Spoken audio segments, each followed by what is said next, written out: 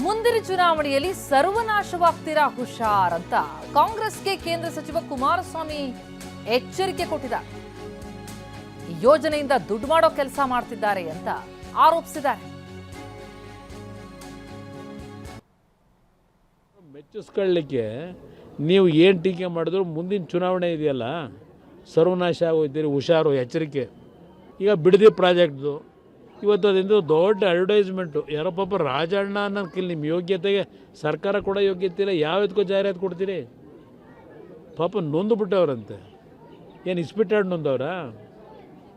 ಪಾಪ ಸಂಕಷ್ಟಕ್ಕೆ ಒಳಗಾಗಿರೋದು. ಇಲ್ಲ ಅದಂತ ಆನ್ಲೈನ್ ಲಾಟ್ರಿ ನಡೆಸಿ ಸಂಕಷ್ಟಕ್ಕೆ ಒಳಗಾಗಿದ್ದೀರಾ? ಅದಕ್ಕೆ ಭೂಮಿ ಮಾರಾಟ ಮಾಡಬೇಕಾ?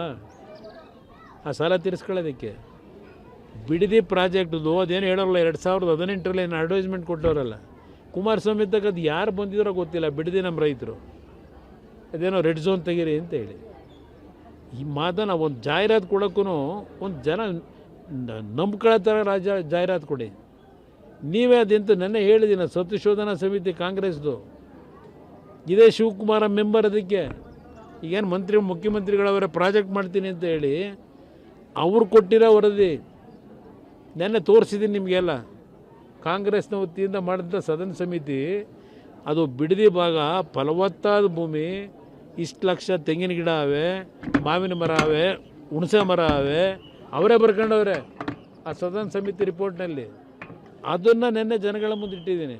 ಅವತ್ತೇನು ಹೇಳಿದ್ರು, ಅವತ್ತು ಅವರೇ ಹೇಳಿದ್ದಾರೆ ಸದನ ಸಮಿತಿ ರಿಪೋರ್ಟ್ನಲ್ಲಿ, ಕುಮಾರಸ್ವಾಮಿಯವರ ಸರ್ಕಾರದಲ್ಲಿ